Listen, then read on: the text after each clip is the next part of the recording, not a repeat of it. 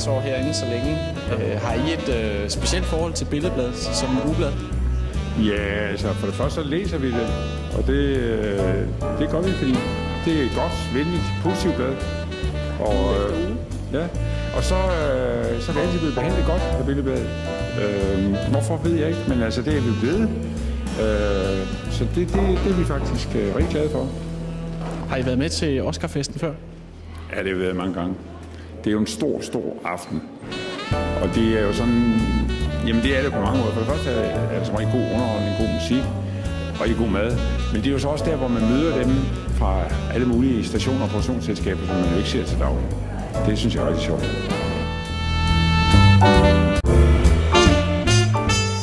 Jeg var postbud, jeg var landpostbud oppe i Vejby og Råleje, og der kørte jeg i sommerhusområdet. Der var en, der var fotograf på Billedbladet, som altid inviterede ind på jordbær, og som jeg holdt utrolig meget af at komme med.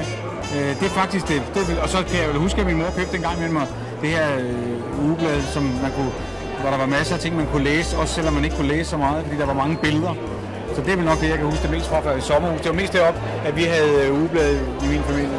Har du nogensinde selv regnet med at blive en del af Billedbladet? Nej, faktisk ikke. Aldrig. Nej, det har jeg ikke. Jeg har ikke forestillet mig, at jeg skulle få en position, så der var nogen, der ville gide at skrive om mig, eller skrive så meget om mig. Og da jeg startede som journalist, var det også mere B-kamera og sådan nogle andre ting, så der troede jeg ikke, at jeg ville få en rolle, hvor jeg ville blive interessant. Det ved jeg stadigvæk ikke, om jeg er, men det er der nogen, der synes, jeg er. Så... I har været med? Jeg har faktisk meget godt billede om Billedbladet, eller minde om Billedbladet, fordi at jeg producerede selv et billedblad, da jeg var barn. Altså hvor jeg sad og klippede forskellige billeder ud, og så skrev mine egne tekster til. Så jeg havde ikke regnet med at komme i bladet, men jeg havde måske forestillet mig en dag at arbejde på bladet. Så det var sådan lidt sjovt. Jeg lavede mit eget billedblad. Ja.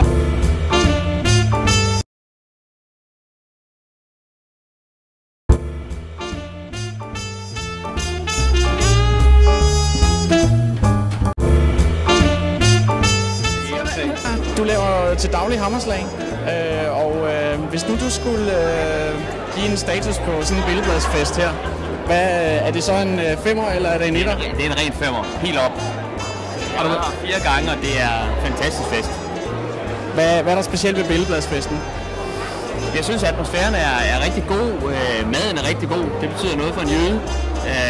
Underholdningen er fantastisk, så dejlige omgivelser. Det er dejligt. Billedbladet, de fylder 70 år her til april. Har du et bestemt minde, måske fra din barndom, om Billedbladet? Min farmor havde det altid, så det er det minde, jeg har fra min barndom, tror jeg.